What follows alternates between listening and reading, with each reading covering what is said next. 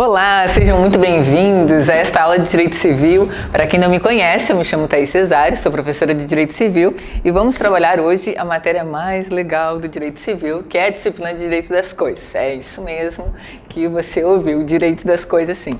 Essa matéria aí que com certeza, não é? Traz alguns desafios para vocês, mas que a intenção hoje é descomplicar. Então fica comigo nessa uma hora que eu quero te ajudar a trabalhar essa matéria, alguns temas que a gente considera os temas mais importantes e quem sabe vai ter uma questão aí na sua prova.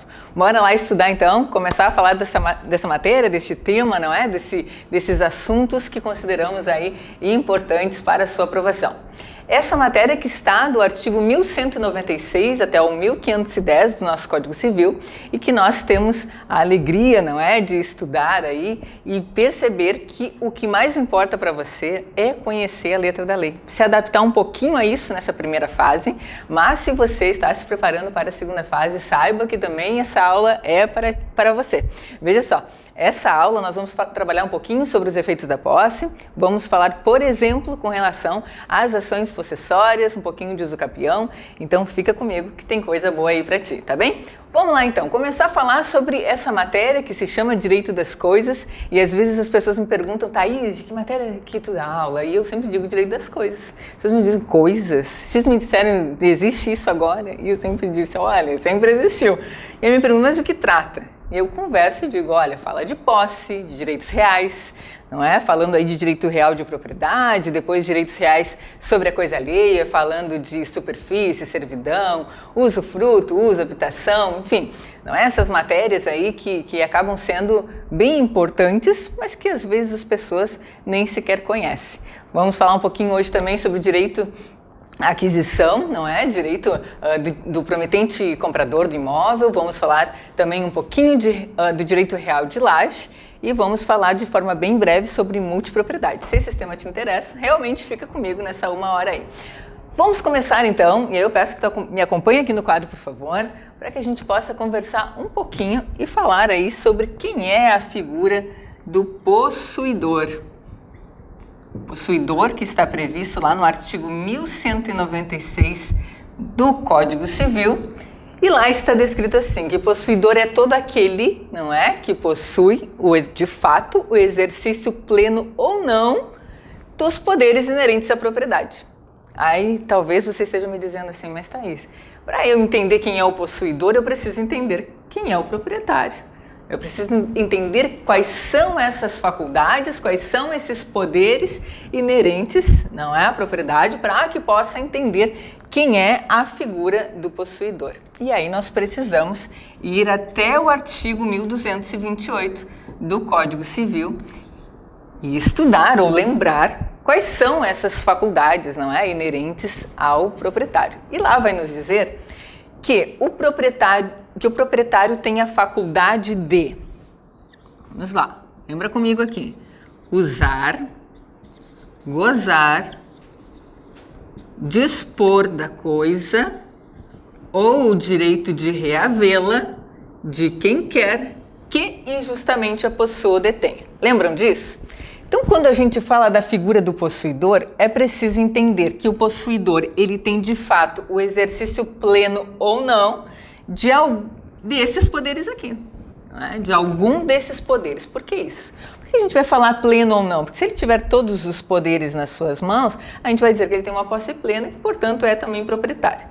Vamos pensar o seguinte, quando a gente fala em possuidor, e a gente sabe que o nosso Código Civil adota a teoria de Ehring, lembram dessas teorias de Savigny, de Ehring, em forma bem breve aqui para a gente lembrar um pouquinho. São dois alemães, não é? Tanto Savigny quanto Ehring. E o Savigny primeiro veio dizer que necessitava, não é, para entender a figura do possuidor, que se analisasse a intenção. E Ehring depois veio analisar a situação e disse assim, quer saber, o Savigny está rateando aqui. Complica muito essa situação, vamos facilitar e entender que basta o chamado corpus, ou seja, basta a conduta de dono para que eu entenda quem é o possuidor. O nosso direito vem e adota a teoria de Ehring e diz assim, para ser considerado possuidor, basta que exista a conduta de dono. Ou seja, o que importa para nós é o corpus segundo a teoria do Ehring. Vamos escrever aqui o nome do Ehring. Ehring, certo? aí, quando a gente percebe isso, eu preciso trazer para vocês essa ideia de que, bastando a conduta de dono, eu estou diante de um possuidor. Esses são os 4 poderes inerentes à propriedade, certo? O primeiro e o segundo eu posso destacar das mãos do proprietário e passar para outra pessoa, certo? Então eu posso colocar isso nas mãos de um outro possuidor. Veja que nem sempre o proprietário vai ser o possuidor direto. Lembram desses desmembramentos da posse? Falando um pouquinho agora, seguindo adiante, falando de tipos de posse, a gente vai falar de posse direta sempre que do outro lado existir a posse indireta. Como assim, Thaís? Tem como explicar isso melhor? Bora comigo que eu vou te explicar isso aqui. É o seguinte, vamos começar desde o início dessa ideia aqui. Eu estou usando esse vestido aqui. Você tem ideia se ele é meu, se é emprestado? Ou, enfim, não tem bem certeza? Não tem certeza, pode ser emprestado, não é mesmo? Agora que eu tenho conduta de dono, vocês não têm dúvida, ok? Que eu estou possuindo, também vocês não têm dúvida, portanto, certo? Partindo desta ideia, eu sou possuidora. Por quê? Porque eu estou usando este vestido aqui. Agora, se esse vestido, no momento que eu for tirar, trocar de roupa, eu puder emprestar para outra pessoa, certo? Eu vou estar falando que a posse direta, que essa pessoa que eu emprestei, quem sabe uma amiga, uma prima, irmã não pode, que eu sou filha única, então não poderia emprestar para uma irmã. Mas veja que se eu passar esse vestido para outra pessoa, eu vou fazer um desmembramento da minha propriedade, né? Que eu tenho, tá? É meu, só para vocês terem essa ideia, tá? Para que vocês possam entender que o uso e a possibilidade do gozo, de percepção de frutos, de poder alugar, enfim, eu posso passar para a mão de outra pessoa. Tudo bem? Tranquilo aqui, pessoal? Vou botar um chão aqui. Eu só vou falar de posse direta se do outro lado existir a indireta. Eu, como proprietária, fico com a posse indireta quando eu não estou em contato imediato com a coisa, com o bem. Tudo bem? Isso, eu trouxe o exemplo do vestido, mas talvez o exemplo que fique melhor seja de algum bem imóvel que eu venha permitir a locação e ainda sublocação. Veja, a locação seria o uso, a pessoa poder usar, e ainda a possibilidade de sublocação com o gozo, percepção dos frutos para aquele que tem a posse direta, que está com o contato imediato com o bem, certo? Enquanto que o proprietário vai ter a posse indireta. Por que eu chamo a atenção de vocês aqui? Porque se eu, Thaís, estou usando esse vestido e estou na posse dele, eu sou a proprietária que tem a posse plena disso. E ponto final, e acabou. Eu não vou falar que eu tenho a posse direta. Eu peço que vocês tenham cuidado nessa nomenclatura aqui também, tá? Então, olha só, entendido essa parte aqui do possuidor, da possibilidade de desmembramento da posse, de haver a posse direta e da posse indireta, é possível que um venha a exercer o direito, não é, de reivindicar os seus direitos de posse um contra o outro, tanto o direto contra o indireto. O indireto, que é o proprietário, não pode simplesmente chegar e dizer assim, eu quero entrar no imóvel para ver se está tudo certo, se está limpinho, se o azulejo não está encardido, né? O sujeito que aluga o imóvel. O possuidor direto pode mover, por óbvio, alguma ação possessória para que venha se valer dos seus direitos contra o indireto, tá? Não é pelo fato que o possuidor indireto aqui é o proprietário que ele pode fazer o que ele quiser. Eu peço licença para vocês aqui, só para comentar um pouquinho, que às vezes eu falo um pouco rápido, tá? Mas como essa aula é gravada, vocês podem parar um pouquinho mais devagar. E eu falo rápido de forma proposital. Por quê?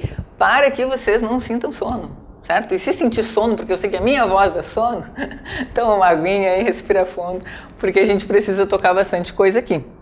E o que acontece? Outra coisa que eu quero dizer para vocês é o seguinte, que quando a gente escuta uma aula mais rápida, e aí, se em algum momento eu falar um pouco mais devagar, acelera aí, que é importante, o cérebro da gente capta melhor, tá? A mesma coisa que ler um livro devagar. Ler um livro devagar dá sono. Quanto mais rápido ler o livro, melhor presta atenção, tá? É como dirigir. Vai dirigir devagar, vai dar sono, enfim, né? Não que eu não estou incentivando ninguém a dirigir rápido aqui, pelo amor de Deus, tá? Mas na velocidade da via. E essa é a ideia aqui com a aula, que em alguns momentos eu vou seguir um pouquinho mais rápido, alguns outros momentos um pouquinho mais devagar, volto e repito, e vocês também podem, não é, ir pausando aí. Tá bem, pessoal? Olha só, falando aqui do possuidor, eu quero aproveitar e comparar ele com uma figura extremamente importante, que com certeza vocês já ouviram falar, que é a figura do detentor, certo? E aí, quem vinha à cabeça de vocês quando nós falamos na figura do detentor? Talvez venha o caseiro, não é? Vamos lá falar do detentor previsto no artigo 1198 do nosso Código Civil. Olha aqui comigo. Quem é este sujeito aqui? Este sujeito é aquele que conserva a posse alheia. O direito veio e disse assim, olha, esse sujeito tinha tudo para ser possuidor, mas o direito não quis que ele fosse possuidor, por uma segurança jurídica. Então nós temos que ter muito cuidado quando a gente fala da figura do detentor. E geralmente há uma subordinação na detenção, palavrinhas importantes que eu peço que vocês tenham isso em destaque, e a conservação da posse alheia, certo? Vamos pensar na seguinte hipótese. Vocês estão na casa de vocês, vocês contratam uma empregada doméstica, ela vem do interior, passa a morar na casa de vocês. E aí passa a ter alguma dependência, não é? Que seja de uso exclusivo dela. E aí, depois de alguns anos, quem sabe vamos falar aqui em 15 anos para ficar mais fácil. Depois de 15 anos, a dona Filomena não está mais cumprindo com as suas tarefas e com as suas atividades. Passa a tarde inteira assistindo Netflix, não é? Quem sabe algum outro streaming aí, sei lá. Mas ela não está mais fazendo o trabalho. Você fica um pouco chateado, não quer mais o serviço dela, chega para a dona Filomena e diz assim, dona Filomena, não estou satisfeito com seus trabalhos, não quero mais, a gente vai continuar amigo, posso lhe auxiliar a encontrar uma casa para morar? A senhora vai ter que procurar outro lugar. E a dona Filomena diz assim, não parar de trabalhar eu até posso, mas eu vou continuar no quartinho. Que eu moro aqui nessa dependência já há 15 anos e eu vou permanecer aqui. E aí você pode olhar para a dona Filomena e dizer, olha, dona Filomena, a senhora só pode usar esse quartinho em razão da relação de trabalho que nós temos aqui. A senhora é uma mera detentora dessa dependência que a senhora utiliza. E por que a gente traz isso aqui, né? O direito vem e diz isso. Ela é detentora, teria tudo para ser possuidora. Quem olha de fora, talvez pela janela, vai identificar até como uma conduta de dono. E vai pensar, poderia ser ela possuidora? Poderia, mas o direito vem e desqualifica e diz é detentora. E mais, qual é a razão de nós sabermos a diferença entre possuidor e detentor? Que o detentor ele não pode se valer dos efeitos da posse. Vou colocar aqui. Efeitos da posse. Para o detentor, não.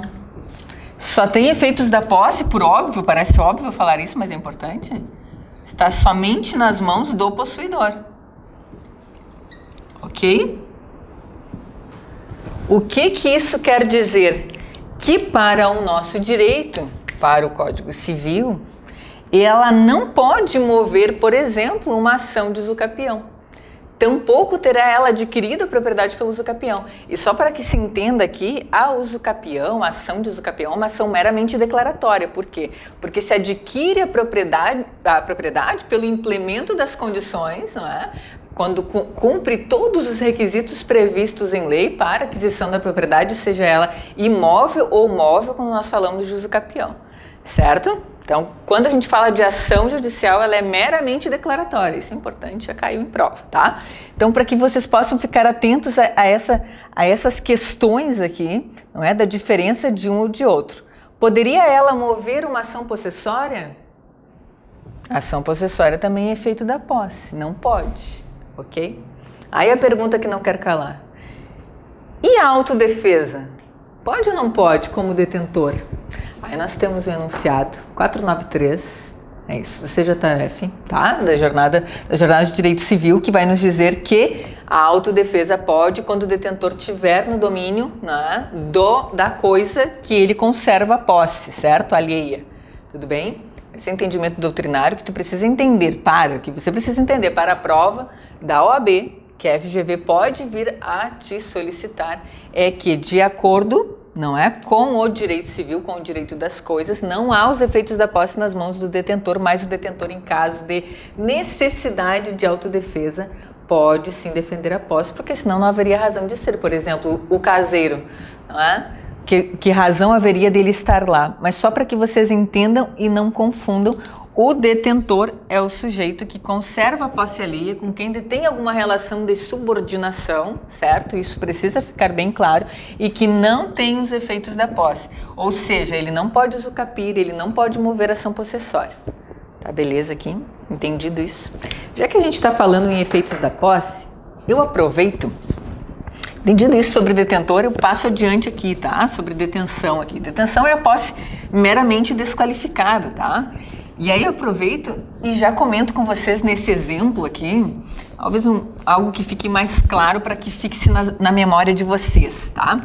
Porque o 1198, ele vai dizer, nesses termos que eu comentei aqui com vocês da conservação da posse alheia, eu preciso entender o seguinte: vamos pensar na figura do caseiro, tá? O sujeito está numa propriedade, enfim, no âmbito rural, tem um grupo de pessoas na frente daquela casa, né, com bandeirinhas, gritando "Ii, vamos invadir". A pessoa se desespera um pouco, vai até o telefone, liga para o proprietário, diz assim: olha, seu João, tem uma galera aqui na frente, aqui gritando "Ii, vamos invadir". O que eu faço? O seu João diz assim: o que tu faz? Bota essa galera pra correr aí. E aí ele pega e diz: olha, com fulcro é ótimo, né?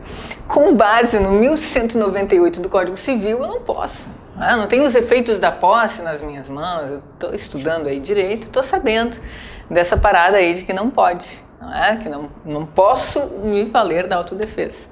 Vai pro óbvio esse seu João comentar, denunciado, que a gente já tinha falado, que ele vai dizer: não tem razão de tu estares aí, eu estou te pagando, se tu não fores proteger a minha posse de alguma forma.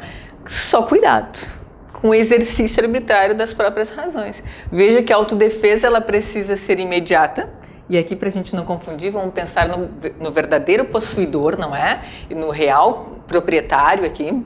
Quando a gente fala de autodefesa, tem regrinhas, tá? Tudo bem? Vamos falar delas um pouquinho? A autodefesa. Não sei se tá bom essa caneta vermelha aqui. Se tá. Mas eu vou mudar aqui um pouquinho, tá? Quando a gente fala de autodefesa da posse, tutela rara, não é? A gente quase não fala nisso. Mas é a possibilidade de realmente descer o cascudo num sujeito que vier te interferir no seu direito de posse, tá? Mas há um cuidado aqui. Por quê? Porque precisa ser uma reação. Ou seja, tem que ser uma resposta. E ela precisa ser imediata e com moderação, para que não venha incorrer no crime de exercício arbitrário das próprias razões. Na dúvida, não reaja, tá? Na autodefesa. É um problema, falando aqui de vida real. Mas para a sua prova, entenda que essas palavrinhas-chave precisam estar na sua memória. A reação precisa ser imediata e precisa ser um ato moderado, tudo bem? Por quê? Porque a FGV vai trazer um casinho para vocês e vai contar uma historinha. E vocês vão ter que se dar conta que precisa ter esses detalhes aqui, tá bem? Então a gente vai precisar ter um cuidado que ela vai ter dois tipos, tá? A gente vai falar do desforço imediato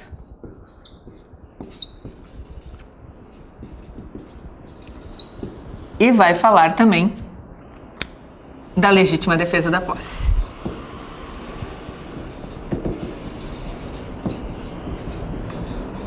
Certo? Nós temos essas duas espécies de autodefesa da posse, ok? Tudo bem aqui? E aí eu já adianto para vocês, não sei se está ficando muito aqui embaixo, mas vamos lá. Desforço imediato precisa ser em caso de esbulho e legítima defesa no caso de turbação. E aí, quem lembra esses nomezinhos? Vamos estudar as ações possessórias e já explico esses nomes aqui para vocês, para relembrar um pouquinho? Bora lá? Tudo bem aqui sobre autodefesa? Podemos seguir? Lembrando lá, reação imediata e que necessariamente precisa ser uma reação também moderada ou com moderação. Desforço imediato em caso de esbulho, legítima defesa em caso de turbação. Certo? Seguimos adiante e vamos falar um pouquinho agora de ações possessórias, ainda dentro do tema de efeitos da posse, certo? Efeitos da posse. Falamos primeiro de autodefesa, vou colocar aqui só para organizar as ideias, tá? Autodefesa ou autotutela, como vocês preferirem, da posse. E número 2 agora, nós vamos falar de ações possessórias, também chamado de interditos possessórios. E aqui é o momento que eu chamo a atenção de vocês, porque pode ser que na sua prova, que letra feia que ficou, né? Mas vamos lá. Pode ser que na sua prova não esteja escrito ações possessórias, esteja escrito interditos possessórios. E talvez tu te perguntes assim, tá, mas e agora? O que é interdito possessório? Que raio é esse? Saiba o que é a mesma coisa, uma expressão sinônima à ação possessória. Interditos possessórios nós temos 3 no nosso Código de Processo Civil, tudo bem? A ação de reintegração de posse, a ação de manutenção de posse e o interdito proibitório. Você vai me dizer assim, agora sim, Thais, eu vou ficar com uma vontade louca de confundir o interdito proibitório com o interdito possessório. É só lembrar, possessório é sinônimo de ação possessória, o proibitório é espécie, tá? Aqui é gênero, aqui é espécie, certo? Tudo bem aqui? Agora, bora entender comigo essa parte dessas ações aqui. Por isso que eu te falei, se tu está, né, se você está se preparando para a segunda fase da OAB e a sua prova é em Direito Civil, saiba que isso aqui também cabe para ti, tá? Agora, vamos pensar o seguinte, se nós estamos, e o foco é esse, não é? É o esquenta aí para a nossa prova no 37º exame, que a gente vai falar aqui da primeira fase, a gente está falando nisso, saiba que isso aqui também importa para você. Tenha certeza disso. E você precisa saber identificar quando que cabe a ação de reintegração de posse, quando que cabe a ação de manutenção de posse e quando que cabe um interdito proibitório. Então, eu te chamo a atenção aqui. Primeira situação, a ação de reintegração de posse. Pensa comigo aqui essa ação. Qual é a palavrinha mais importante desse nome dessa ação? Reintegração, certo? Então a gente vai pensar, reintegração vai me trazer a causa de pedir dessa ação, ou seja, a possibilidade de restabelecer, reconstituir, certo? E eu tenho que trazer a lógica na minha cabeça de que tudo aquilo que eu quero restabelecer, restituir, reintegrar, é porque o sujeito está fora do seu bem, não está mais com seus bens. Entende isso? Então eu entendo que a palavrinha mais importante aqui, ação de reintegração de posse, é reintegração e que, portanto, eu tenho que pensar em reintegrar, reconstituir, recolocar. Ok? Entendido? E essa ideia de que o sujeito está fora da sua posse. Vamos para o lado e vamos pensar na ação de manutenção de posse, ok? A ação de manutenção de posse, qual é a palavrinha mais importante? Manutenção, certo? E se eu estou falando da manutenção, ela vai me trazer a ideia da causa de pedir, que é o quê? Manter, permanecer, continuar. Se eu quero permanecer, manter, continuar, qual é a minha ideia? De que o sujeito está na posse desse bem, ok? Tudo bem aqui?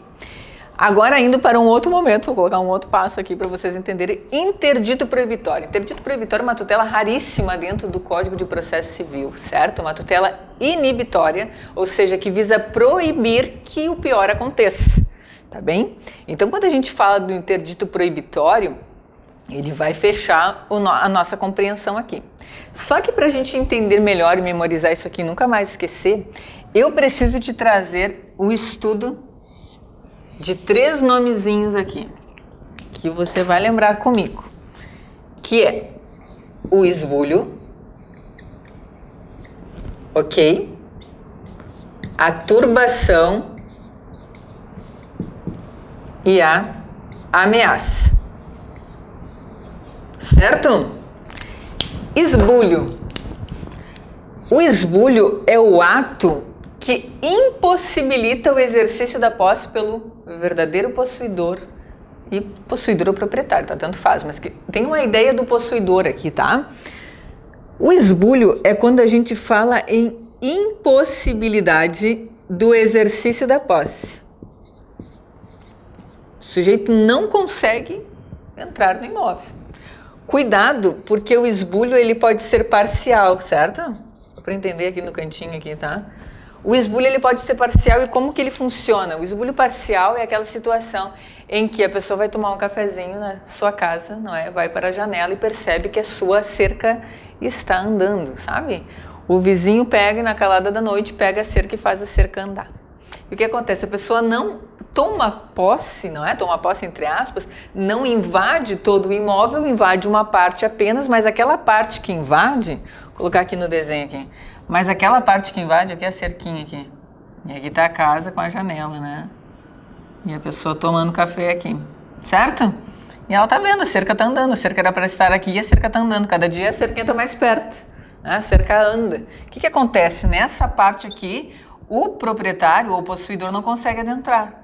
O que há aqui? Um esbulho parcial. Ok? Entendido aqui? Olha aqui comigo agora. Turbação. Turbação é quando a gente fala em restrição, dificuldade. Aquela palavrinha dificuldade que acho que fica mais fácil, né? Pra gente vincular a impossibilidade lá em cima, ok? Dificuldade ao exercício da posse. Tem como colocar num exemplo aí, Thaís? Tem sim. Olha aqui. Eu tenho a minha propriedade, vamos dizer, aqui. Aqui tem a propriedade do vizinho. E do outro lado, ou seja, no lado da minha propriedade, tem um rio, um riacho. E o meu vizinho, ele tem várias cabeças de boi. E ele deseja, não é? Sempre, todos os dias, às 14 horas da tarde, ele decide, não é? Passar com o gado dele pela minha propriedade para que tomem água, sei lá o que, e volte, não é? Logo depois. O que acontece? Cada vez que ele passa com aquelas cabeças de boi, né? Cada vez que ele passa com o gado pela minha propriedade, há uma dificuldade no exercício da minha posse naquele horário que ele passa. Ou seja, eu não consigo utilizar de forma plena o bem porque há esta dificuldade, há esta restrição. Aqui há uma turbação, ou seja, eu estou no bem, ok? Mas eu tenho essa dificuldade e aqui então é a turbação. A ameaça, por sua vez, fica mais fácil agora, é a ameaça de que aconteça a turbação ou o esbulho. É aquela galera lá que está com a bandeirinha na mão gritando e vamos invadir. Tudo bem? Então, entendida essa nomenclatura de que o esbulho traz a impossibilidade, que a turbação traz a dificuldade do exercício da posse e que a ameaça é algo que venha trazer, não é? Que esteja na iminência de ocorrer o esbulho ou a turbação, eu consigo entender tudo aqui que é causa para que eu possa mover uma dessas ações aqui, ok? Vamos lá, voltando um pouquinho à ideia. A reintegração, se a palavrinha mais importante é reintegração, é reintegrar, restituir, lembra que eu falei para vocês, é para quem está fora da posse, para quem não consegue, ou seja, está impossibilitado do exercício da sua posse, a ação de reintegração é cabível somente em caso de esbulho. Isso aí, se você não respondeu, é esbulho. Se você respondeu, muito bem. Porque o sujeito está fora do bem. Preciso reintegrar. Certo? Agora, para a gente entender a ideia da manutenção, eu preciso primeiro ir até o interdito proibitório. O interdito proibitório nessa ideia de proibir que o pior aconteça. Vai ser sempre cabível no caso de ameaça. Ou seja, o sujeito tem o exercício pleno da sua posse, mas está na iminência de que algo aconteça. Ele vem e propõe o interdito proibitório, que é uma tutela inibitória que visa, não é? Dar uma segurada e inibir que o pior aconteça. O que é o pior? O esbulho ou a turbação, certo? Agora, quando a gente vai para a ideia da ação de manutenção de posse, aqui o sujeito está no bem. Aqui a intenção é permanecer esse sujeito no bem, fazer ele continuar, mas ele não tem uma posse plena. Então, quando a gente fala na manutenção e na permanência, é de que ele continue na posse, mas agora de forma plena.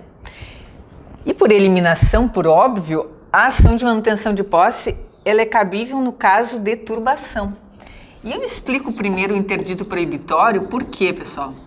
Porque eu não quero que vocês tenham a ideia de que caberia no interdito proibitório e poderia causar uma confusão aqui para vocês. Então, quando vocês memorizarem, vocês pensam isso. Reintegração é quando o sujeito está fora do bem e eu preciso reintegrar e recolocar ele. Cuidado que pode ser em caso de esbulho parcial e aqui nesse caso eu vou precisar mover uma ação de reintegração de posse. Eu não vou falar de ação de manutenção de posse só porque é um pedacinho, certo? É reintegração de posse. Entendido isso? E a manutenção de posse é em caso de turbação. Por exemplo, chega na frente da sua casa hoje e tem uma caçamba de tiro entulho na frente do seu portão. Não consegue entrar com o carro, mas consegue entrar pelo portão e consegue entrar pela parte de pedestres, pela entrada que você entra andando, caminhando. Isso aqui é um esbulho, colocar a caçamba de tiro entulho na frente? Não, é uma turbação. Algumas coisas vocês conseguem fazer, outras não. Há uma dificuldade do exercício da posse. Qual é a ação que eu vou mover? Ação de manutenção de posse. Ok? Mas aí talvez te surja a ideia, não é? Mas aqui no interdito proibitório o sujeito também está no imóvel e aí eu quero ser mantido. Não traz essa ideia, tá? Fecha parênteses aqui. Não traz isso. Vai te trazer um equívoco. A manutenção é somente em caso de turbação. Interdito proibitório porque eu quero proibir algo. Proibir o quê? Que a ameaça que está rolando aí aconteça. Tá bem? Entendido sobre esbulho. Esbulho é quando há uma impossibilidade. O sujeito pega e invade o bem. E aí a gente pode falar um pouquinho dos vícios aqui para entender um pouquinho sobre posse justa e posse injusta. Bora lá? Posso apagar essa parte aqui? Já vou apagar para que fique mais fácil, tá?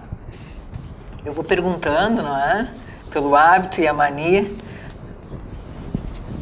Mas não leve em consideração, tá? Que eu vou perguntando. Olha só.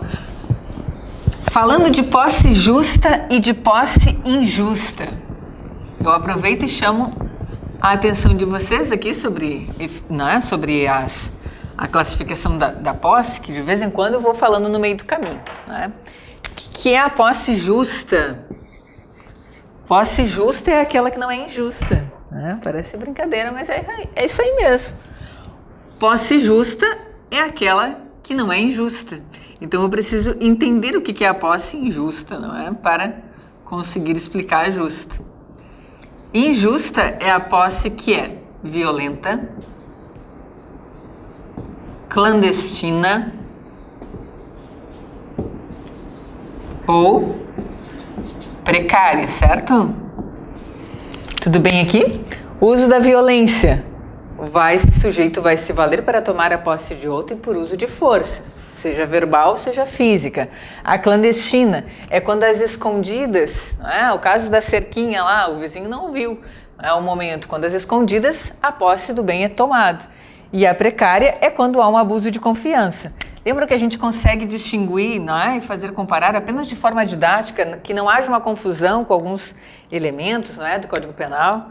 E veja, o direito penal é importante para esses momentos no direito civil. Você aí que gosta de penal, saiba que a gente também se vale, não é? Olha aqui, a gente consegue identificar com o roubo, o furto e a apropriação indébita.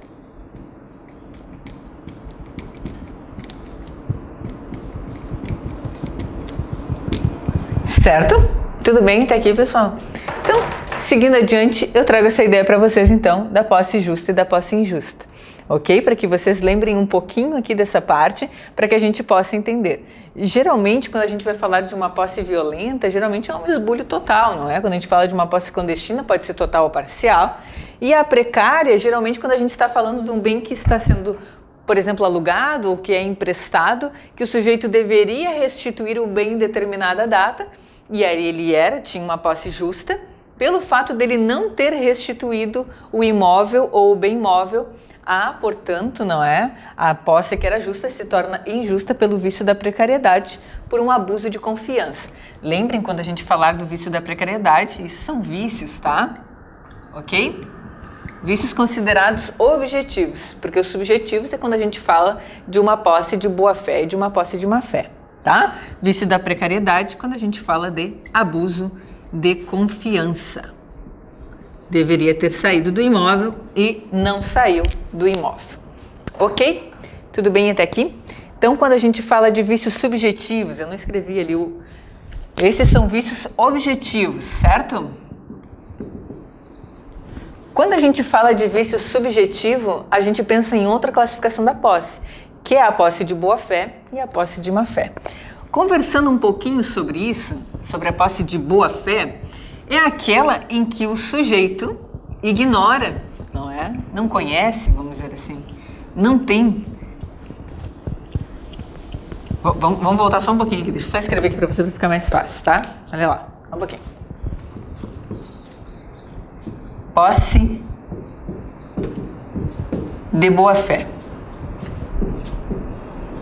O sujeito não conhece que possa ter algum vício, ou seja, que ele não é de fato possuidor, tá?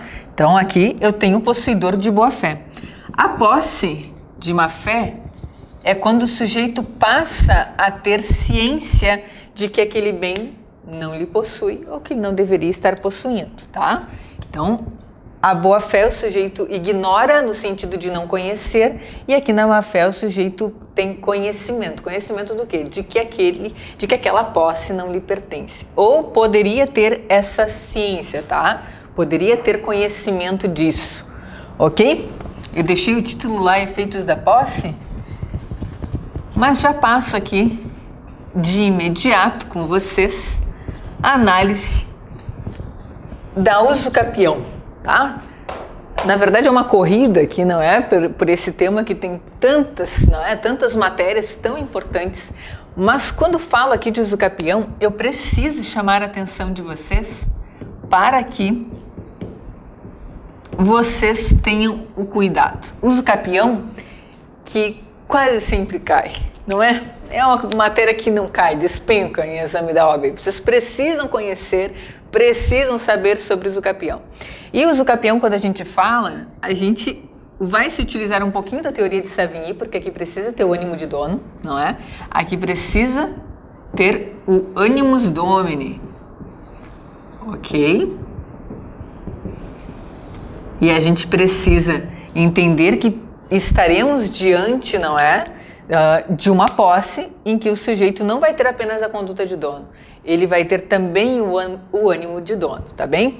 Quando a gente fala de usucapião, a gente sabe que tem várias espécies, não é? A gente sabe, e usucapião, eu quero chamar a atenção de vocês, nunca esqueçam disso, tá? Ela é menininha. Quando a gente fala em usucapião, a gente fala usucapião extraordinária, usucapião ordinária, usucapião especial urbana, especial rural, não é? Então que vocês não esqueçam disso também, que sempre quando vocês forem falar das espécies, vocês lembrem de que usucapião é menininha. Quando a gente fala da usucapião extraordinária, a gente vai lembrar, não é? Lá no nosso artigo 1238, não é, do nosso Código Civil, que vai nos dizer que aqui o prazo é de 15 anos. Lembram disso? Como o prazo é grande, os requisitos são menores. Lembram disso? É que eu quero que vocês não esqueçam também. Quanto maior o prazo, menos requisitos eu tenho no usucapião. Se nós estivermos falando ao contrário, quanto menor o prazo, mais requisitos eu vou ter. Você sabe que o maior prazo de usucapião de propriedade é de 15 anos, certo? Tudo bem aqui? E eu falo de propriedade porque eu quero chamar a atenção de vocês num detalhe aqui. Se a gente for falar de usucapião de servidão e estivermos falando de uma servidão que não... Enfim, não é? E aí vai pelo lado da extraordinária, o usucapião extraordinária de servidão é 20 anos, tá? Cuidado, tá, pessoal? Isso aí. Nunca caiu na prova, mas eu chamo a atenção de vocês, porque o legislador mudou os 15 anos aqui quando trouxe o Código de 2002, tá? E não mudou na propriedade, o prazo maior é 15 anos. Na minha impressão, se passou na servidão e deixou 20 anos, tá? Então, cuidado lá. A usucapião ordinária de servidão é 10 anos, mas a extraordinária é 20. E é letra da lei, e é isso que, se cair na sua prova, você precisa ter o cuidado, tá bom? Olha lá, 15 anos, e aqui eu não preciso ter o justo título e tampouco boa-fé. Quando nós vamos para a usucapião ordinária, a gente tem que entender que o prazo é de 10 anos, baixou o prazo, mas eu tenho mais requisitos. Eu preciso do justo título e da boa-fé. Ok? Cuidado, tá, pessoal? Justo título é aquele documento hábil a transmitir a propriedade, o domínio, mas não passa, tá? Por isso chamado de justo título. O contrato de posse não dá. Cessão de direitos de posse. de cessão em direitos de posse não é justo título. Eu tenho que ter a intencionalidade de transmitir propriedade. Cuidado, tá? Isso para prática, eu sei que advogada, logo vai estar atuando. Precisa saber disso aqui. O que é justo título? Se lá na FGV trouxeram um caso para vocês que traga essa questão, é preciso ter esse cuidado aqui, tá bom? Tudo bem, pessoal? Uso capião extraordinária, uso capião ordinária. Lembrando que parágrafos únicos trazem redução a esses prazos. O de 15 se torna 10 anos e a ordinária aqui de 10 anos se torna 5 anos, certo? Então vocês precisam ter um cuidado. Peço que chama a atenção de vocês para isso. Tem vários requisitos, principalmente na uso capião ordinária, prevista no parágrafo único, chamada também de tabular, tem outros nomes, certo? Peço que eu chamo a atenção de vocês para os requisitos. Vocês precisam ter conhecimento disso e dar uma revisada lá, tá bom? Depois a gente vai falar da uso capião especial urbana e a especial rural, certo? E aí tem alguns requisitos a mais do que aqui. Por quê? Porque a gente está falando de um prazo mais reduzido. Tanto a especial urbana quanto a especial rural, o prazo é de 5 anos, ok? Então eu tenho mais requisitos. Por exemplo, a urbana eu preciso entender que a metragem precisa ser de até 250 metros quadrados. Cuidado com a historinha, por quê? Porque o imóvel, digamos, se estejamos falando de uma casa, não pode ultrapassar 250 metros quadrados e não é somado ao terreno. O terreno também não pode ultrapassar 250 metros quadrados e a casa, separadamente, também não ultrapassa 250 metros quadrados. Entendem? Não há uma soma, é separado. Quando a gente vai falar da uso capião especial rural, a gente precisa ter em mente que é 5 anos e que a metragem é 50 hectares. Até não pode ultrapassar. Tudo bem? Há vários outros requisitos que eu chamo a atenção de vocês aqui, como moradia, não é? Precisa estar dessa forma, não pode ter outro imóvel urbano rural, então eu preciso trazer alguns detalhes aqui e que peço que vocês olhem, tá? O rural precisa estar tornando a terra produtiva, ou seja, é uma redução de prazo para aquele que produz na terra, não é? Então a gente precisa ter esse cuidado desses detalhes aí, ok? A uso capião familiar, o prazo é de 2 anos, cuidando, e aí eu trago aqui para vocês, só para a gente não esquecer, tá? A uso capião familiar, o prazo é de 2 anos e, portanto, a lista de requisitos é grande, ou seja, tem que ter uma copropriedade, a pessoa vai usufruir 50% do ex-cônjuge ou ex-companheiro, tem que ter uma relação, não é, de família aqui nesse sentido, para que tu possas entender isso, não é? Quando você olhar para a uso capião familiar, tem que vir isso na cabeça. Precisa ter copropriedade.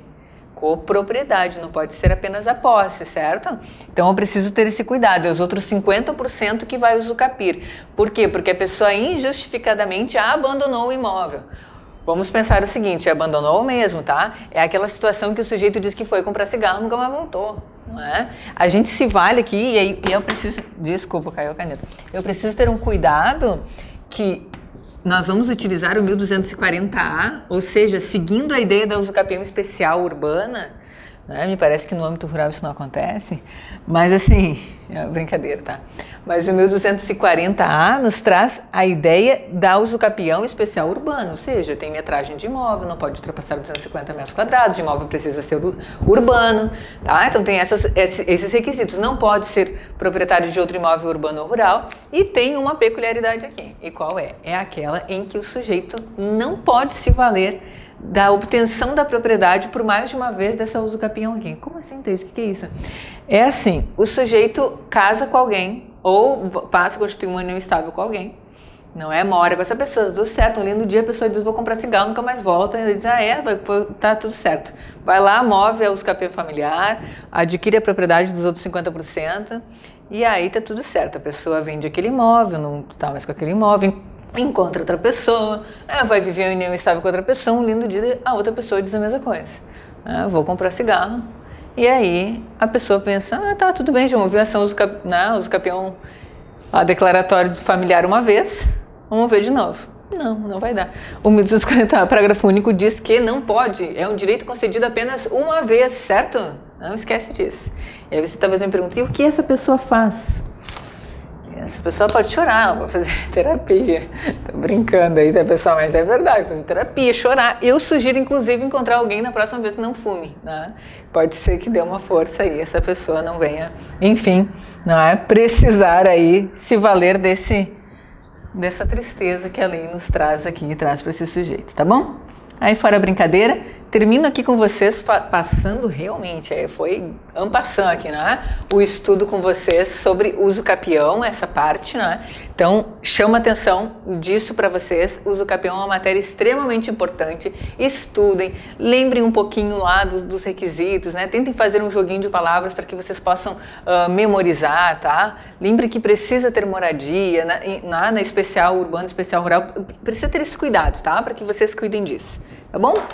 Seguindo adiante, eu preciso trabalhar com vocês agora outra matéria que considero bem importante, seguindo e falando agora sobre direitos reais sobre a coisa alheia, tá? Mas eu vou fazer uma distinção para vocês agora de servidão com passagem forçada, ok? Servidão, que é o direito real, e passagem forçada, que é um direito de vizinhança.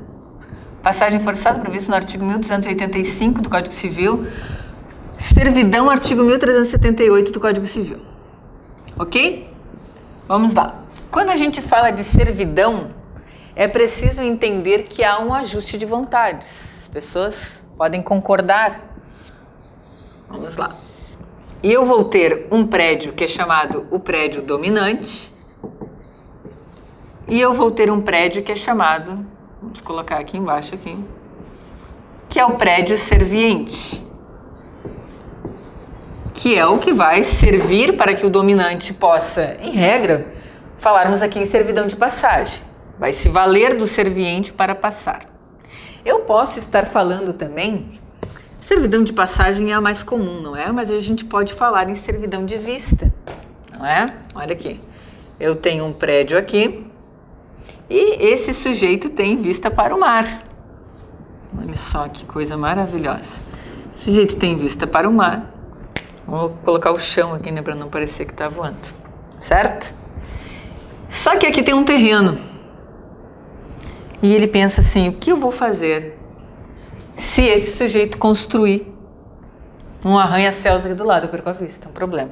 O que ele faz? Ele pode negociar com o vizinho, que já começou a construir, para que ele construa, por exemplo, até o segundo piso. E para que ele não construa mais, e aqui ele possa, né, na sua janelinha, as pessoas possam... Meu Deus, que horror, né? O meu forte não é desenho, né? Mas está tudo certo. Para que a pessoa possa ver o mar, continuar vendo, e para que não venha construir algo aqui. Faz o quê? Servidão de vista. Só que como nós estamos falando de servidão, é um ajuste de vontades. E eles podem negociar.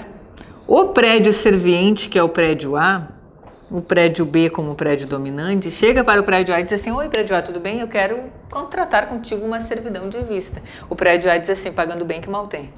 Negocia lá e tá tudo certo. Olha aqui, pode ser oneroso? Pode. Agora, o B e o A vão negociar. E o A e o B diz assim, ó, olha, eu gostaria de fazer isso, mas eu não tenho dinheiro. Posso? Vai que o A tá num dia legal. Pode ser que ele esteja num dia legal. Eu disse, não, tá beleza, eu não vou construir mais, não tinha mesmo essa intenção, tá, pode deixar assim mesmo. Não vou te cobrar nada.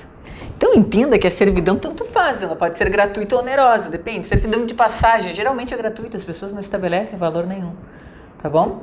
O que é importante chamar a atenção de vocês aqui? Quando eu falo de direito real, obrigatoriamente precisa ter registro disso na matrícula do imóvel. Vai estar na matrícula de quem? Do serviente. Vai perder propriedade? Não, não vai. Servidão de passagem, corta a propriedade? Não, não corta. Só passa a constar por meio de registro que há constituída lá dentro daquele imóvel uma servidão.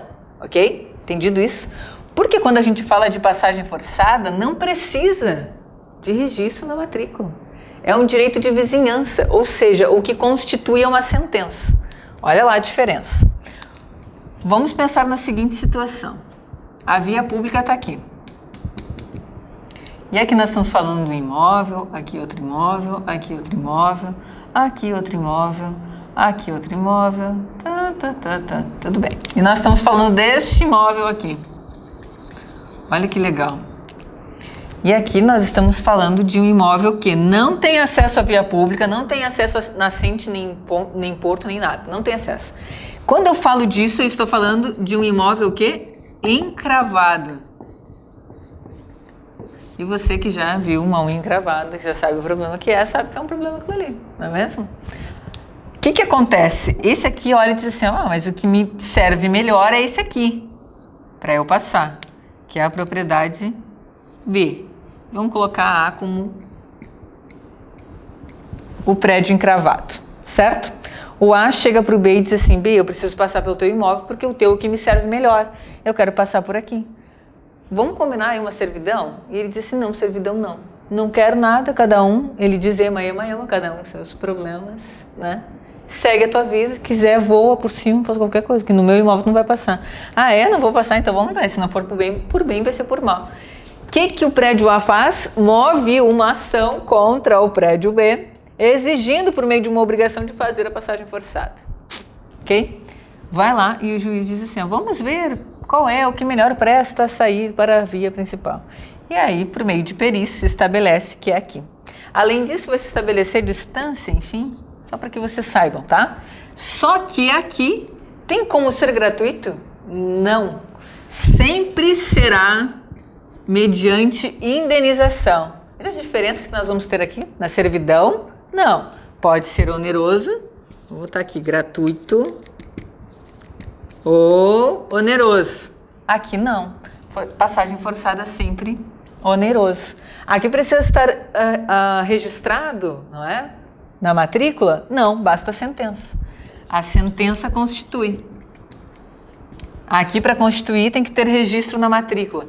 E aí só para lembrar com vocês aqui rapidinho, tá? Quando a gente fala de constituição de direito real, ou seja, eu vou levar a registro uma escritura pública de compra e venda de um imóvel. O que eu faço? Eu registro o averbo, vou registrar. Servidão, usufruto, hipoteca, sei lá, é registro, certo? Tudo que for, e aí acessório, por exemplo, casei, mudou o nome da rua, isso é averbação. Registro, constituição de direito real. O restante é a averbação. Aí, enfim, é construção, é o puxadinho, aí eu vou a verbo, tá? É a averbação, certo? Então, eu preciso que vocês entendam isso. Servidão, eu vou falar de utilidade, palavrinha para não esquecer mais. Utilidade e passagem forçada, eu preciso pensar em necessidade, certo? Não tem para onde ir, vai ter que voar. Ok? Já caiu no exame da OAB isso aqui, tá? Presta atenção nisso daí, porque pode ser que de alguma outra forma caia, certo? Aqui necessidade e aqui utilidade. Tudo bem aqui? Então, seguindo adiante na matéria, eu quero falar um pouquinho contigo sobre usufruto, uso e habitação. Bora lá falar sobre isso?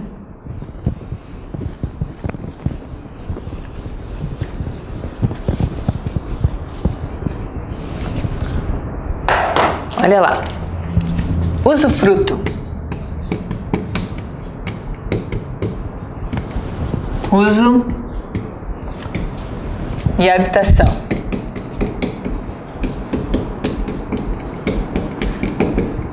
Ok?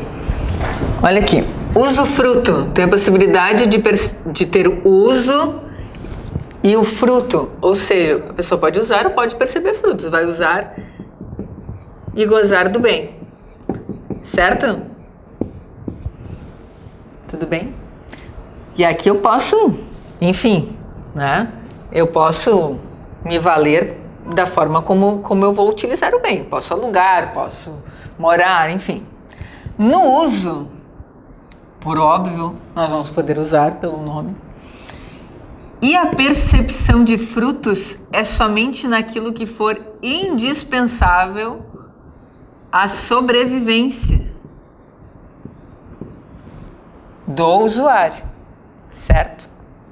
Mas vejam que aqui a gente pode falar de imóveis, não é? Residenciais ou não residenciais. Quando a gente vai para habitação, a gente vai falar da possibilidade da pessoa usar somente para sua o quê? Moradia. Entendido aqui, pessoal? Bom, aqui pode usar e pode alugar o bem imóvel ou móvel. Geralmente a gente vai falar aqui de bem imóvel, tá? Mas pode haver usufruto até mesmo de valores. Você aí que tem um tio com bastante dinheiro, saiba que você pode se valer e fazer uma negociação de usufruto de valores. Como assim, Thais? A pessoa coloca lá um valor na sua conta e aí você pode, não é, perceber esses valores. Enfim, fica com os frutos, né? Tem direito à percepção dos frutos, pode usar, mas depois tem que restituir corrigido, tá? Uso. A pessoa vai verificar, vocês vão verificar, por exemplo, que a pessoa aqui, ela pode usar e perceber os frutos naquilo que é indispensável. Veja que é um usufruto meio capenga, só para memorizar, tá? E a habitação, ela vem na sequência, não é? Do uso capenga, mas aqui eu uso só para morar. Aqui eu posso usar, por exemplo, para colocar uma empresa. Não é? Lá não, tudo bem? Lembrando que é o direito real de habitação do cônjuge, artigo 1831 do Código Civil, que vai falar sobre isso, não é? Nós temos a lei da união estável também, que vai falar um pouquinho sobre a união estável, que a gente pode também se valer de direito real de habitação, que também serve lá para o companheiro. Tudo bem? E aí, para concluir aqui com vocês, pessoal, eu quero falar de um tema que é bem importante, que é o direito real de garantia. Como assim direito real de garantia?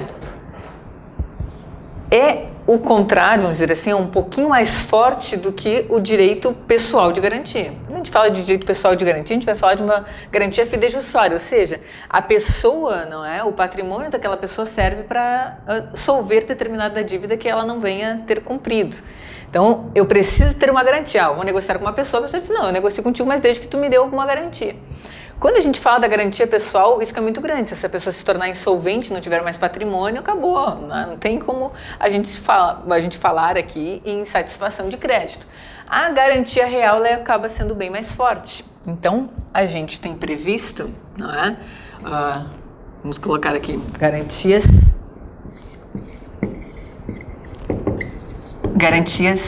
reais. Por que ela é mais forte? Porque ela grava ao bem, porque ela fica fixada ao bem. A pessoa pode se tornar insolvente, que vai estar sempre naquele bem. Por exemplo, um bem gravado de hipoteca, ele pode ser vendido, que a hipoteca vai seguir aquele bem. Certo? Olha lá, garantia real. Eu vou falar de penhor. Eu vou falar de hipoteca. Eu vou falar de anticrese. Não está previsto no Código Civil, mas a gente vai falar aqui de alienação fiduciária também, tá? Olha lá, penhor, quando a gente fala geralmente em bens móveis, hipoteca, geralmente em bens imóveis, por que geralmente? Porque tem exceção isso aqui. E anticrese, sempre bens imóveis. Penhor, o sujeito deixa umas joias empenhadas, tá? Joias empenhadas. O que a gente vai ter aqui? Penhor, não confunde com penhora. Penhora é Instituto de Direito Processual Civil, não tem nada a ver com isso daqui. Hipoteca, o sujeito grava um bem imóvel que serve de garantia para que outro. Eu estou comprando um imóvel, né, um apartamento de 1 milhão e eu tenho uma casa de 500 mil reais. O sujeito vai me vender o imóvel de 1 milhão e diz assim, eu até te vendo parcelado, desde que tu me dê em garantia a tua casa de 500 mil. Grava com hipoteca os 500 mil reais e segue a vida. Anticrese. O que acontece aqui na anticrese aqui? O sujeito determina que certo bem vai ser de garantia. Quase não é usado, tá? É um vovozinho aqui dos direitos reais, mas existe. É o seguinte, você que tem uma casa em Jurerê Internacional, está devendo, não sabe como fazer, e diz para a pessoa, não, eu dou em garantia essa casa em Jurerê. E aí você pega e diz para a pessoa, olha, se eu não pagar, você pode usar a minha casa e aí, enfim, fazer esse imóvel acabar valendo como renda, vamos dizer assim. Faz renda e aí essa renda serve para pagar a dívida, tá? O que acontece aqui que eu chamo a atenção de vocês para concluir essa ideia? Aqui no penhor e na hipoteca, a pessoa não pode ficar com este bem para a venda. O que acontece aqui com essas pessoas aqui? Elas ficam, vamos dizer aqui, o credor fica na posse desses bens móveis, aqui quem fica na posse do imóvel é o devedor, mas essas pessoas, e aqui, acaba ficando na posse também o credor também. O que acontece? Nós temos uma questão bem importante aqui prevista no 1428 do Código Civil, que é o chamado de Pacto Comissório Real. Pacto Comissório Real. Que vai dizer o seguinte, que é vedado a cláusula que disser que tanto que o credor, não é, seja o credor pignoratício, o credor hipotecário, o anticrédito, venha ficar com o bem dado em garantia, como pagamento. Esse pacto comissório real vai dizer que essa cláusula é nula, mas veja bem, quando nós estivermos falando de um contrato de adesão, cuidado que isso aqui já caiu na FGV, tá? Por quê? Porque se considera, e a FGV considerou isso, que diante de um contrato paritário pode ser que se estabeleça, tá? Presta atenção nisso aqui. Em regra, o Código Civil 1428 veda pacto comissório real. Não pode ficar com bem, tem que levar para leilão, tem que levar para venda judicial, tanto no penhor quanto na hipoteca. Na anticrese é só a renda que serve de pagamento, tá? Então, cuidado com isso daqui, tá? Chama a atenção dessa parte de vocês. Pacto comissório real é importante, tá? Já caiu e eu tenho esse cuidado. E para fechar a aula, se já passa um pouquinho aí, dá 1 hora, que eu te prometi que a gente ia ficar juntos, mas só para concluir aqui essa parte da matéria, eu quero falar o que eu tinha prometido, né? Que a gente falaria um pouquinho de laje e de multipropriedade, de forma bem breve, tá? Só para que vocês venham ter em mente. O que é a laje? Não é? A laje, na verdade, é uma possibilidade de regularização da propriedade imóvel. Nós precisamos pensar que há sujeito que é dono de uma construção base e é construída unidades autônomas, certo? Pode-se falar também em unidades que a gente vinha falar, não é? Aqui, infra, não é? Infraconstruções, infrapartição, nome, e aqui de sobrelevação, tá? Quando fica acima da unidade autônoma,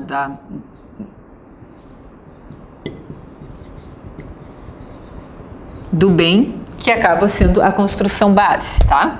O que eu quero trazer aqui como autônoma? Porque a laje, e aqui pode ter mais de uma, tá? Não tem problema algum, vão ter registro em matrículas separadas de forma bem autônoma. O problema é que se essa daqui deixar de existir, todo o resto desaba. Por quê? Porque o lajeário não é dono do principal, não é dono do terreno. Certo? Então eu chamo a atenção disso para que vocês entendam que é a situação de regularização fundiária, tá bem? Multipropriedade, o que é? Correndo aqui, tá, pessoal? Multipropriedade. É o condomínio, ou seja, mais de uma pessoa com o domínio, certo? Que tem uma divisão da propriedade, ou seja, desse condomínio, pela fração de tempo.